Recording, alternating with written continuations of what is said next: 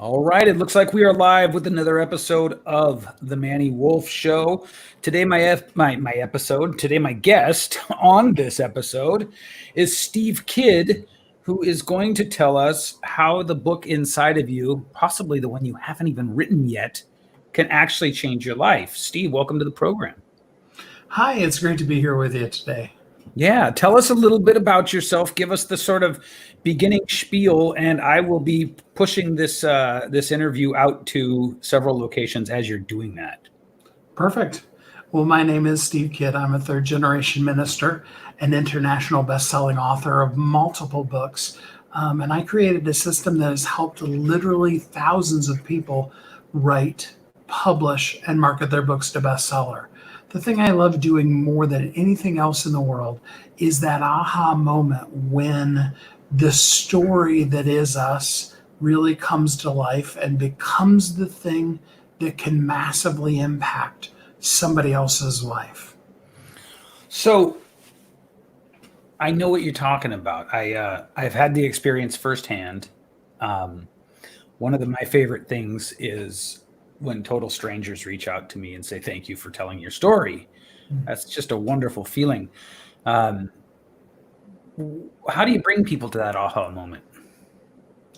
Well, and I always tell people I don't know why God chooses to give us the giftings that He does. Sure. But in the case of ours, I do interview style process where I'm Mm-hmm. talking to the people, taking notes. And through the course of that, something really magical happens. And through that, we're able to weave together the story from people who most of the time say to me, does this make any sense?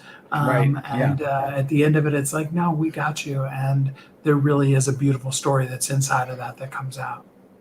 So the process for you then is one of helping them to sort of draw it to the surface Yeah. through an interview style process. Yes. Cool. Um, how did you first come to this? How does did you just wake up in the morning and go, it's time for me to start interviewing people to get their life stories out of them, or was there a process of your own, Steve? Oh, yeah, there's definitely a process of my own. Yeah, As I said, I am a third generation minister, so I've been speaking from stages sure. since before I can remember. Right. Have spent a lot of years working with people. We used to, behind the scenes, do books for one at a time, really high end clients, because I know from a marketing standpoint, the book is the foundation of everything else you're going to do. And I should say, being a bestseller is the Mhm. foundation of everything else you're going to market and anything you do. And so we put together a program. A coach encouraged us, hey, do this on a big scale as opposed to just one at a time. We put together a program, and it was pretty basic, like most other people's programs are. Yeah. And I was like, hey, let's interview these people. Let's really do their voice, because I've been in radio since actually 1985, and I've had my podcast for about 5.5 years now. Um, so I was like, let's do an interview with these people and let's just let them talk, because most of us can share, even though we Hmm. might not be able to put pen to paper and write. Yeah, Um, I'd agree with and that. uh, yeah, I was doing one of them and we were taking notes. My assistant was on the phone with me, and I was like, this is an amazing story. Would you like to hear Hmm. it? And they were like, well, yeah, sure.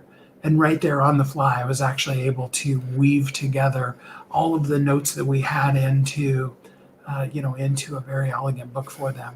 Like I said, that is definitely the part of it that's gifting versus, the part that I can teach to other people. But it's a lot of fun for me to really meet heart to heart with them and see that book come out. Cool. Um, well, this work that you do is definitely in what I'd call a red ocean and not a blue ocean. There's a lot of folks out there who want to help me get my book out and get it to bestseller. Um, you said that you've got a process to create the story, create the book, and then create the marketing plan. Correct. Yeah. So So a couple of things I'm curious about. One is, um, what does that whole process look like? And I guess we can start there. We now know that you draw the story out via conversations and interview style. What comes after that? So from there, I have a whole staff of people that are going to look at first content. Does the story flow from beginning to end? Mm-hmm. Did you tell us a story about Aunt Jan, but you didn't finish it? And now we're left going, what happened to Aunt Jan? Yeah. Right? There's also some things. I love working with people who already have a really solid signature talk. Yeah. But the difference between speaking from stage and a book is you can say, what we were talking about 5 minutes ago, and most people have memory well enough that they can remember what we were talking about 5 minutes ago. Right. Right. But in a book, that may have been something that they sat down for a day, a week, maybe even months since when you said that, what was just 5 minutes ago for you. And so we need to help spark them to remember. And so those are the kind of things that happen in a content edit. And then we do a grammar edit. It's taken me a long time to, first of all, learn grammar is not a science, it's an art. I know that's not what we were taught in school. I couldn't agree with you more. Actually, I think that's a very insightful thing to say. Going through my process of creating my book. My book is my life story. It's not an expert positioning book. It's actually a book that I wrote as a sort of deep plunge into trying to just heal myself. And so my goal was just to tell the truth. Not just about the things that happened to me, but about me as well. And a reason I bring that up is because it gets very tricky to have any sort of objectivity about our own part in our lives, right? It can be a very slippery thing to do. And so I tried and kind of ran into a dead end, and then I tried and ran into a dead end, and I tried and ran into a dead end.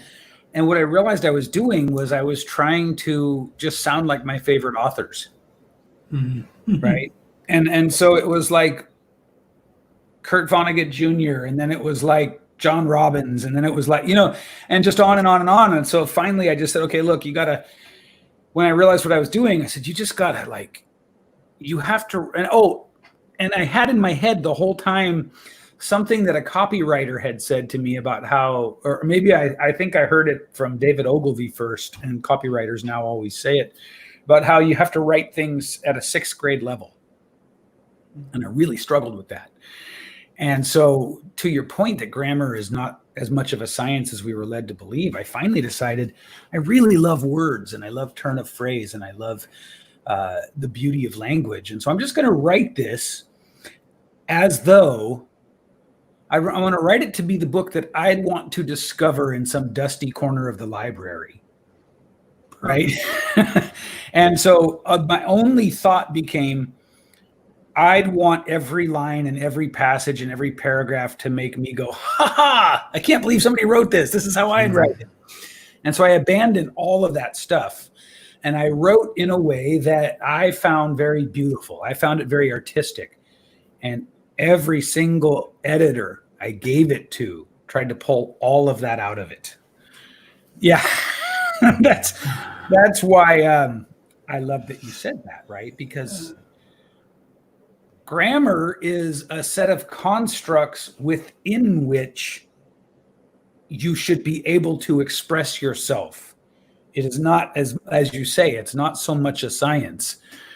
I'm reminded of, I believe it was Eisenhower, who got called out by one of his aides for leaving a dangling participle at the end of one of his letters.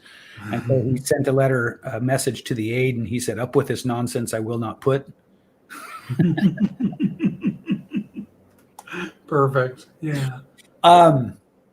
Now, talk a little bit then about, some people have a great story.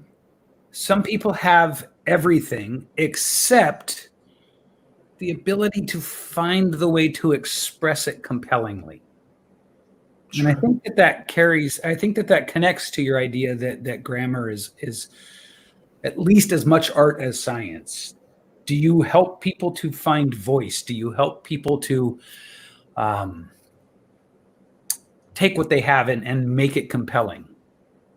Yeah, I mean, now you're talking about some of the more advanced work that I do with people, because then we're talking about things that we want to do even before we want to do an interview.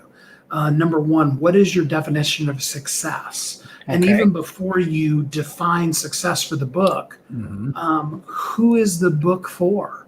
Yeah. And by having that niched down and really specific, knowing specifically what is their need, and then what is the definition of now. So, for example, in the case of your book, if you were writing, I just want to write my life story and I want to love it. Okay. That's a definition of success. It's not a matter of me critiquing and saying, oh, no, Manny, you can't write that book. Right. But rather a matter of knowing what we're going after, because that's going to be a completely different type of book. And if you have expressed to me before we ever even go into the interview, I like eloquence and words, and I love reading, especially when you start talking about Kurt Vonnegut Jr. and some of those that really their books are more about the mastery of wordsmithing than it really is about compelling story. Sometimes, you know what I mean? I mean, I don't know if Kurt Vonnegut quite fits into the not compelling story, but it's definitely about wordsmithery. You're right. You're absolutely right there. He's doing a very subtle, very crafted thing with the way that he puts the words together. I couldn't agree more. Well, I'll pick on my favorite author so that I don't feel like, bar none, C.S. Lewis is by far my favorite author. Yeah. If you've ever read any of his nonfiction stuff, words, the academia in him comes out in his writing. Although he is constantly saying, he'll break the fourth wall, if you will, and talk directly to the reader, which I love about it. But ultimately, with as compelling as his stories are, at the end of the day, the academian comes out in him, and he is going to be articulate in what he says. Versus, there's other authors that, they use phrases that are so grammatically imperfect, but couldn't be said any other way. Like one of our authors, she uses the phrase, and she's always used it since way before her book came out, it's who you be in this world. And, that's not good English. Your editor is going to go crazy over that. But, you can't change that and have it mean the same thing. I really like that you perceive that and that you make that distinction. Again, coming from the position of someone who I fired 3 editors and ultimately wound up editing the book myself at the request of the coach I was working with. She just said, I think you have to do it. You do the content, you go back through it, and then I'll find someone to just put a red pen to the punctuation and stuff like that. And so that's the story of how I edited my own book. But it was a lot of stuff like that. I was doing things that spoken, anyone would get that I was playing with language. But written, and I think that these editors were a little old school anyway, a little curmudgeonly, a little funky. So I really like that you make that distinction. I think that's a really important thing, because if we're going to be telling the truth and writing the book, we should definitely be able to keep ourselves in it like that. Yeah, so absolutely. And early on, when I asked you this question initially, you said, now you're talking about the higher level stuff I do. That's really the stuff I'm interested in, because you're in a very competitive market. Right? The foundational stuff you do is probably not what sets you apart. It's probably not what brings people to you. It's probably has to do with the stuff you do that perhaps and if you don't consider yourself a book coach, forgive the turn of phrase, but other book coaches do. Right? You've got this other dimension that, and I've spoken to many book coaches. I've spoken to many people who help you to write a book and use it as a marketing positioning tool. And I will say that I have yet to hear anyone besides you show an awareness of that kind of nuance, that especially that bit about grammar not being as much of a science as maybe we want to sort of hide behind sometimes. Well, So most book yeah, coaches, sorry to interrupt you, but most book coaches are English lit majors. mhm, And they spent their lives impressing their English lit professor, and that's a hard habit to break. yeah, yeah, Whereas ultimately I'm a sales guy. I mean, I started in sales when I was a little kid and yeah, have never left from it. So I want to help you market you and share you with the world. yeah, And that's the biggest. Secondarily to that is the fact that the nuance for me is how many people can you go to that knows where every pothole in the road is before you get to it? mhm, Now, if you want to drive through it, I'll let you, you yeah, know. of course. In fact, if you say, hey, this is what I want to do with my book, I would have told you, yeah, you need to edit your book. Yeah, Nobody's going to know your voice like you're going to know it. We'll make sure right. that each sentence starts with a capital letter.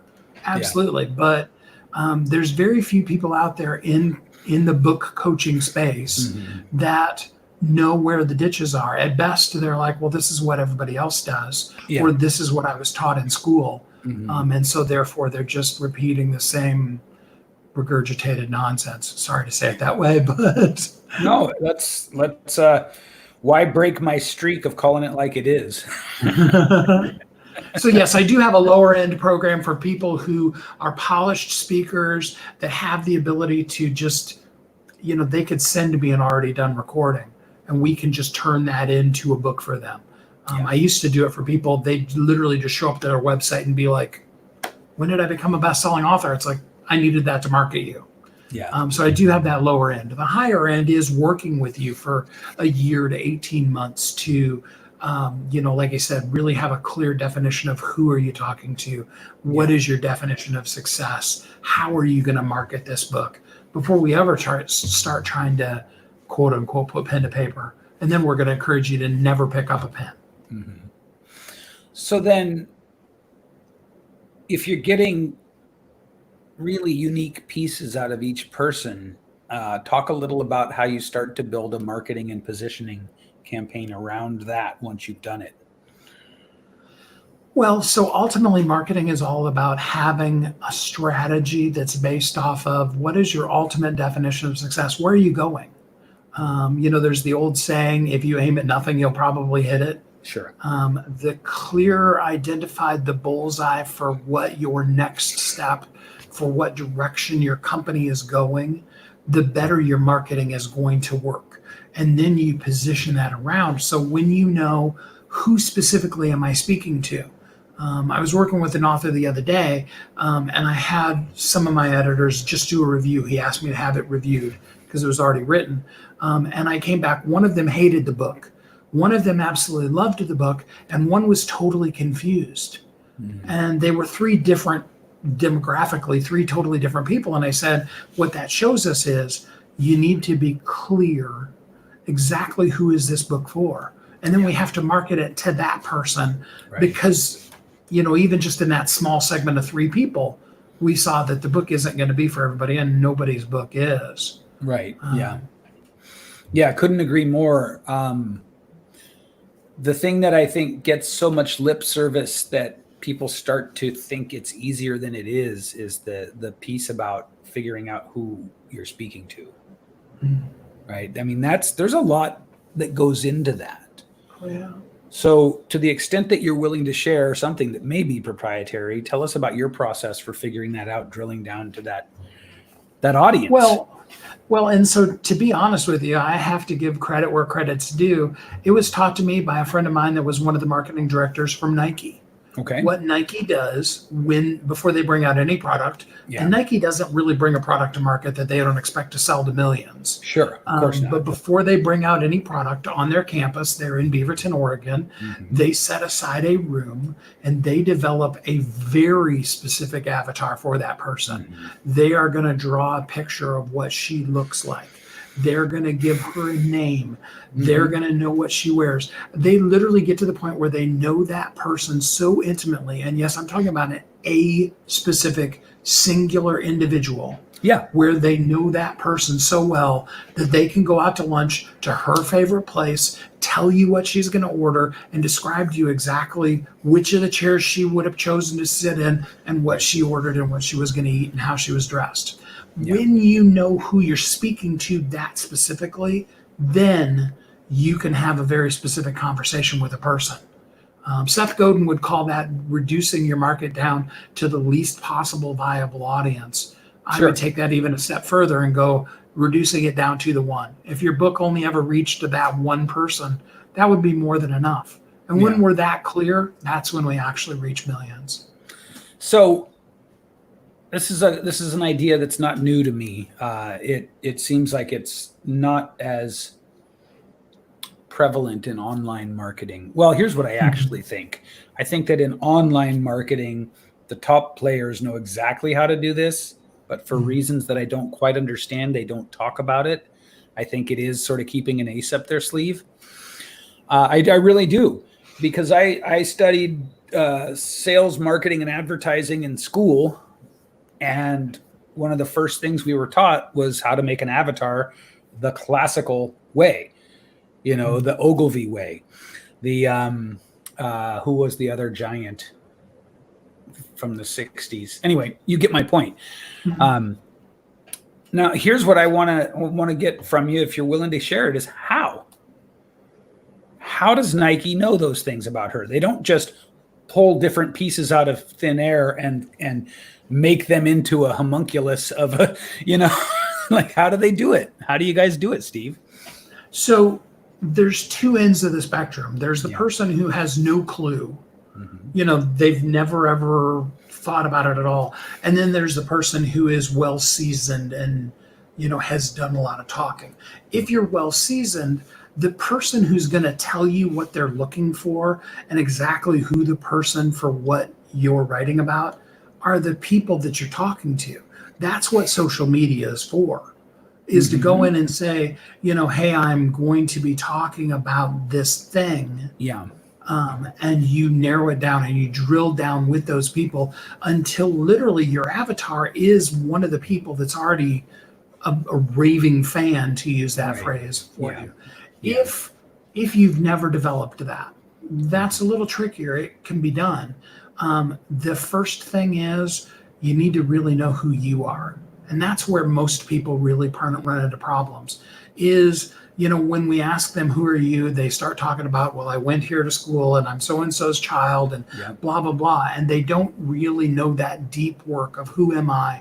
What have I been through? Where am I at this point? It's really kind of a almost psychology program at that point. By discovering who you are and that thread of your purpose, because your purpose shows up throughout the entirety of your life, different ways. You're not doing the same things now that you were doing when you were 5, but the heart of who you were was showing up even at 5 years old. There are the 5-year-olds that are massive, generous givers. Somebody comes to the door and is asking for a donation from, March of Dimes or something like that. They will run and give their last quarter for it. There are others who that isn't who they are. They're athletic, they're whatever. And by really discovering how does that purpose in you show up, then you begin to look at that thread and find the commonality. Once you know who you are, then you can move into what should I share and who is it with who I am and what I share. Who is it that needs that? And then what do they need? So either knowingly or inadvertently, you walked into one of my biggest sort of philosophical kind of questions. And this is the question of purpose. Now, I agree with you completely that. So there's a few things I want to say in response here. One is when we're called upon to give an evaluation of our own selves, and I know that you must know this in the work you do, it's very, very tricky. It's very, very tricky. I'm not sure it's exclusively a question of whether we've done the deep work or not, although I think that's a big part of it. it's just damn slippery stuff, right? You know, there's something about having to speak frankly about yourself. And it's not a vanity, I don't think. I used to think it was a vanity. Oh, I'm too humble to do that kind of thing. But no, I think it's just hard. So there's that piece. The question of purpose, I 100% agree with you. I'm really glad you said that it shows up through your whole life. But it shows up sort of, it wears different masks in a way, right? As it shows up in the different eras and areas of your life. And so back to how it's hard to sort of know ourselves at that level, we can't look at the superficial representation. We have to look at the thing underneath it, the sort of intangible, unchangeable thing, right? Mm-hmm. This is something I've spent a lot of time working on in my own life. And it's something that I wind up helping other people with, even though I don't sort of think of that as my work. And you say that in order to really successfully get your avatar, you have to know this sort of internal personal stuff first. So then I guess what I'm curious is how do you define purpose? And then from there, how do you help people sort of connect those dots? Because I think that they have to have an aha moment. Otherwise it doesn't stick. Do you think that's true? Like, you can't just sort of tell me what my purpose is and help me through it. And I go, oh, okay, Steve. Yeah, thanks. It's got to be like, oh my gosh, right? It's got to be. So what's the process look like to help me uncover my purpose as it's been sort of trying to reveal itself to me through my whole life? It becomes a matter of both looking at events that have happened, things that you've done, things that you've been through, but then evaluating your why. What was it for you in that? So I always use the example of saying to your child, clean up your room, clean up your room, clean up your room. Now, first of all, and it was shocking to me the first time I discovered this, but there are some parents that never tell their child to clean up their room. It just, they wouldn't. But you know, if you take a multitude of parents, some of them are saying clean up their room for the reason of teaching them cleanliness. Others of them are telling them clean up their room for developing of habits. You know, this is what we do on a daily basis to make us. And there's been a deeper why behind why do we need to have a routine every day, you know? And so it's first identifying that top level. Why are you telling them to clean up their room all the time? And then the why beneath that. And then typically a why below that. And to be honest, I've never met any of us, myself included, both hands. I've never met anybody that can do that for themselves. You need exterior reflection in order to really go that deep. To steal the old phrase, it's impossible to read the label of the jar that you're in. Yeah. So there's another thing that I'm very glad that you said. I've never met anyone who has been able to do it on their own either. And this is subtle, deep, important stuff. You know, not just finding this so-called why or purpose, but understanding that it almost never happens without some sort of external reflection, which, as a side note, is why I am so distrustful of these megaphone soapbox guru types who are like, you gotta find your purpose. And, you know, it's a life's work kind of thing. And then once you find it, and I guess we're going down this tangent now, once you find it, it doesn't mean that it won't move you to doing different things as time goes on, right? It's like your purpose can manifest itself in a lot of ways, but that is a little off topic of where we are. So I'll pull back. So now we found the purpose. We are ready to really get into who this avatar is for our story.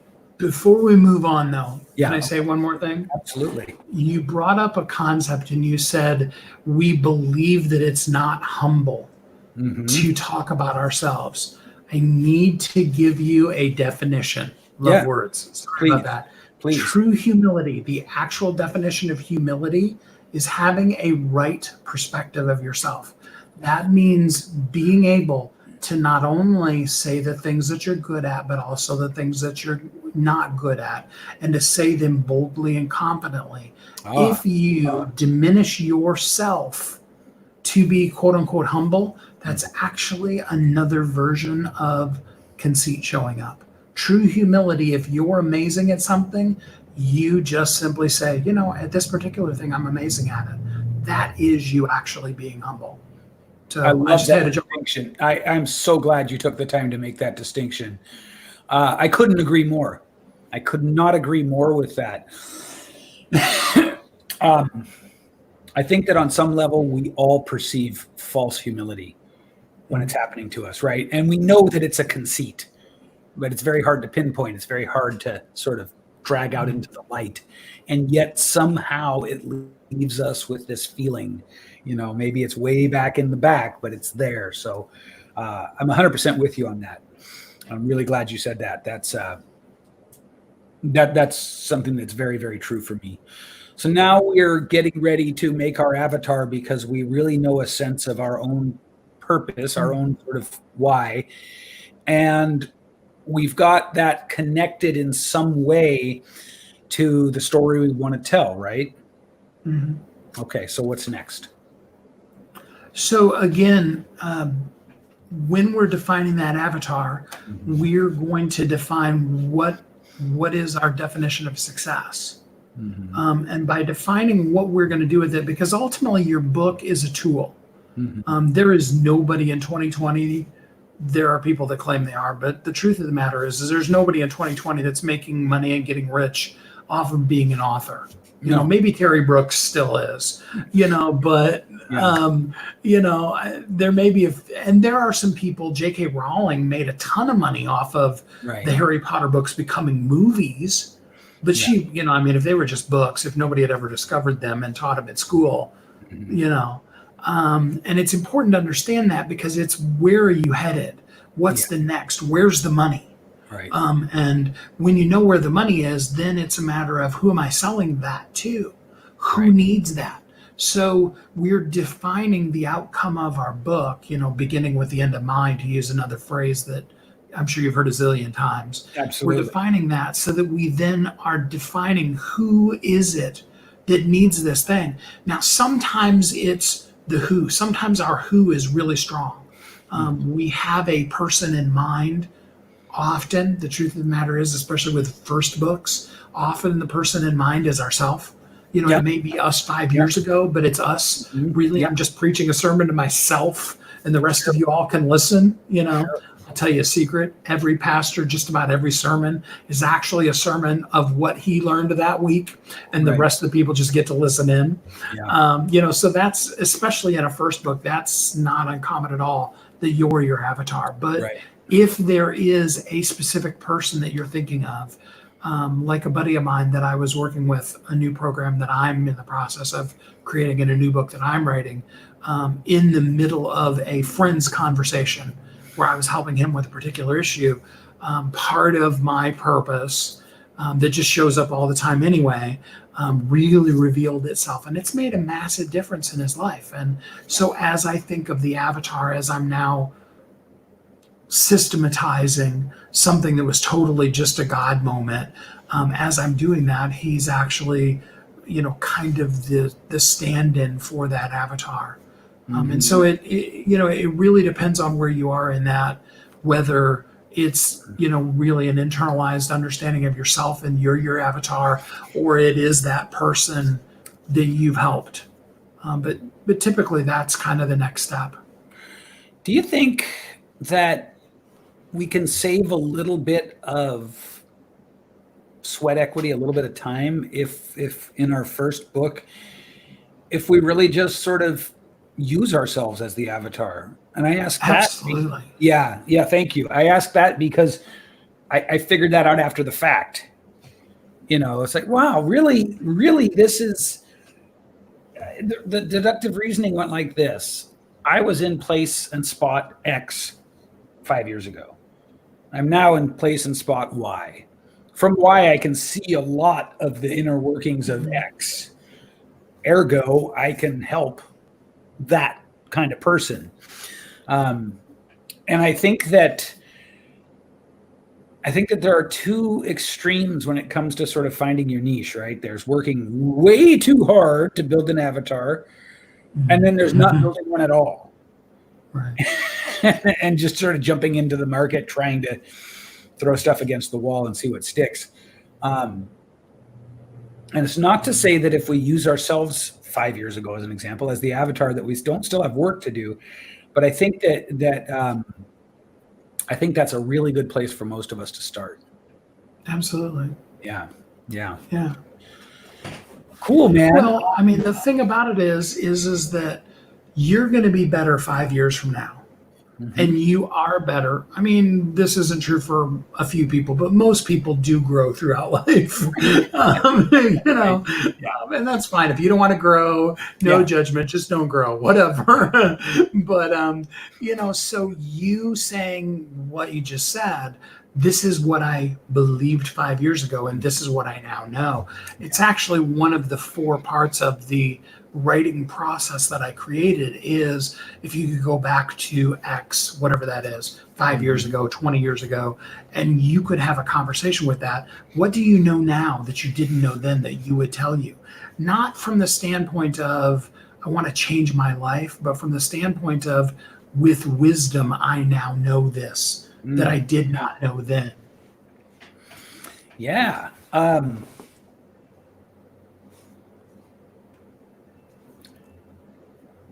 I'm really enjoying how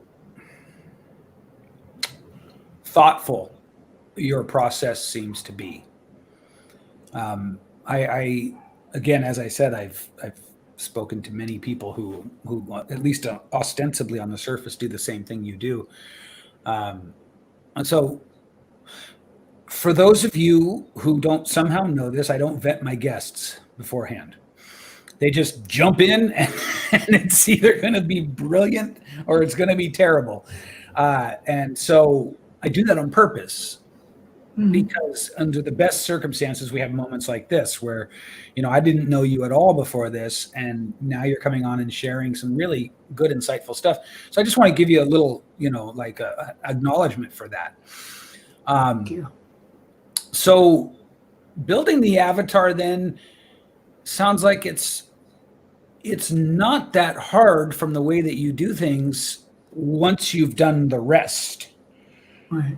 The sort of, maybe you could call it the pre-work leading up to creating that avatar is maybe a little bit deeper and more challenging. And then the avatar becomes, at its easiest, just a sort of an extension of where you were, because that's the people we want to help, right? We're most suited to help the people that sort of walked a similar path to the one we walked, but aren't as far along it yet. Mm-hmm. Yeah, absolutely. So now we've got the book. You've helped us get the story out. You've helped us create the avatar. You've connected us to sort of a sense of our life mission and our why and our purpose. What comes next? Is it still a little bit bespoke where you're helping us figure out what do you want to do now? Or is it like, well, let's get you on some podcasts, some stages, let's get some revenue rolling in from XYZ. How does this next step go? So number one is on us. We're going to research for you to find out the both short and long-term successful placement for your book. Okay. 99% of people that I run into want to write a self-help book. Mm-hmm. If even going back for what you were saying before, where we're writing the book to help the 5 years ago of ourselves. Yeah. If you want to sell 10,000 books in an hour and you have that kind of a following, you could probably rank in self-help. But unless you're Tony Robbins or Oprah, Brene Brown, we could name a few people, you're not going to rank in self-help. There's just too much competition there. The truth of the matter is that almost everybody I've ever worked, no, not almost every person I've ever worked with, their book was not a self-help book. There Mhm. was a category that much better fit it. Yeah. And being categorized where you should be, both long and short term, is a big piece of that. And that's what we do. We use our experience both with understanding all the behind the scenes technological stuff with Amazon Yeah. and all of that. So you're positioned right. We make you a bestseller. Being a best selling author is literally the number one influencer credential in 2020. Really? It outstrips everything. It is more powerful than going to school and getting your degree as a medical doctor. So much so that I have doctors that have written their books with me that will tell you, I have gotten more out of being a best-selling author than the last 20 years of being a doctor in this field. And So, it's, emphasized by the fact that she was on Good Morning America talking about the very thing she's done for the last 20 years. yeah. How does that part work? Because getting to hitting bestseller, I understand about the categories. That's what I did in order to hit bestseller. Um, I was in self help, but then I subcategorized down into 3 different smaller categories and shot up to bestseller really, really fast internationally. So it could totally right. But I think that there's an expectation, and I think it's a false expectation, that just doing that will suddenly open the floodgates to speaking opportunities and media opportunities and et cetera, et cetera, et cetera. The riches flow. Now, I assume we both know that's not the case. There's still No, more in work to fact, do, right? it is, think of it as the modern version of how popular getting a PhD was, Yeah, say 20-ish years ago. There was, sure. for a while there, everybody wanted to be Dr. So-and-so. There was even some places that you could pay them a $10,000 or $15,000 fee and they would just make you Dr. So-and-so, right? Yeah, I know you never got those emails, but I did. Um, you know, um, it was a credential that you needed. The same thing is true. A doctor goes to all the schooling, gets his MD, but doesn't know, insert expletive here, about how to really be a doctor until they actually work it out, do it, and have a purpose. They specialize, they learn in that specialty, those kind of things. The same thing's true with being a best-selling author. That is like building the foundation of a house. yeah, You want to have an amazingly great foundation. It's probably the most important part of your house. hmm, But if you don't put up walls, if you don't have a roof, if you don't have dividing walls between rooms, right, it's not going to be that great of a house. Same thing's true with your business. You can right. be a best-selling author, and if you don't have a marketing plan, if you don't have a talk, if you're not on podcasts, all that kind of stuff, money isn't just going to, you know, Right. nobody's showing up at the door with the Publishers Clearinghouse check for $5,000 a week for the rest of your life just Right. because you wrote a book. They may not even do it if you fill out Publishers Clearinghouse. I don't know, but it's about doing the work, and it's about knowing what the work that you're intending to do and where the money's going to come from. That's where the marketing strategy comes in. Is you've got to know where you're going in order to be able to get there. Yeah. And is that something that you also help with? Well, I assume we're talking about, now that we're a best-selling author, getting some notoriety, right? Getting on some people's radar, getting some audience built up. Is that right? yeah. Hello. So inside of my main, sorry, my computer just decided that it was done. um, um, so inside of the main program, I first had them as a guest on my radio show. My radio show is minorly syndicated. It goes out to about 8 million radio listeners live, Uh-huh. and then is also on iTunes and iHeart. I do have some additional programs that I can sell people that are other podcast exposure type of things. They aren't stuff I do personally, but Right. I have contacts that'll do it. I also make big use out of a press release. Sure. The emphasis for us is getting you, again, the credentialing of Yeah. being seen on at least the websites for Mhm. ABC, NBC, CBS, and Fox. Got it. Again, that's a credential to build upon. And then, yeah, I mean, we've been in marketing, like I said, I actually started selling when I was a kid, so all my life. But, we've been officially a marketing company since 1988. Mhm. And so you name it, especially when you start talking internet space. Yeah. I don't think there's probably anything in internet space that I couldn't do. These days, honestly, I would oversee it and pay somebody, Yeah. Yeah. to do it, and not actually do it myself. I had somebody ask me to do that for them the other day. And it was like 5 minutes in, I'm like, now I know why I don't do this anymore. but yeah, I mean, you need to have a plan. Again, that's why I said, going way back to the beginning, you need a strategy. Mhm. What are you going to do? Are you looking to be a speaker on stage? You're not going to be Lisa Nichols and get 25,000 or 50,000, depending on whether she's discounting it for you or not, Yeah. to come and do a keynote for somebody. Mhm. You're going to be, that guy that they let do a breakout session in a room of 10 people, and you paid them $2,000 for the privilege of Yep. getting to talk to that 10 people. Yep. You've got to start, and you need to have something to offer them, and something that those 10 people are going to be wildly excited about. And then it goes from there. And so, yeah, I mean, every aspect of marketing and sales and building a funnel, we can do for people if they want to go that deep with it. Cool. But we want to set that foundation for them, regardless of what else they do. Because I can tell you honestly, if you're not a best-selling author, and if you're not saying best-selling author so-and-so, that's the very first thing I'm going to do with you as a marketing company. Because I'm going to tell you, Manny, don't ever introduce yourself on your show again as just Manny Wolfe. You are best-selling author, Manny Wolfe. Just like if you went to school and got your doctorate, you would be Dr. Manny Wolfe. You are best-selling author, Manny Wolfe, because you earned it. Yeah, I suppose that's right.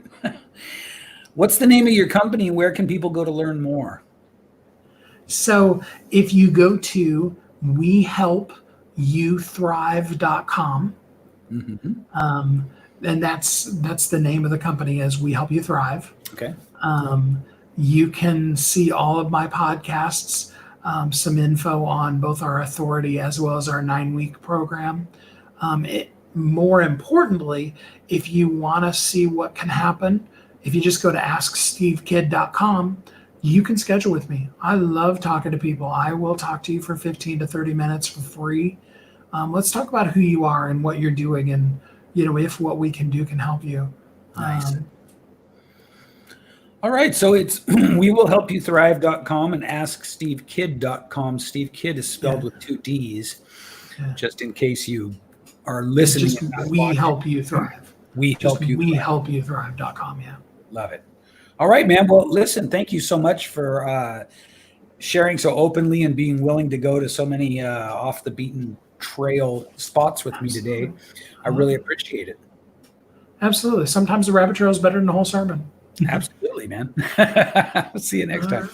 Thanks.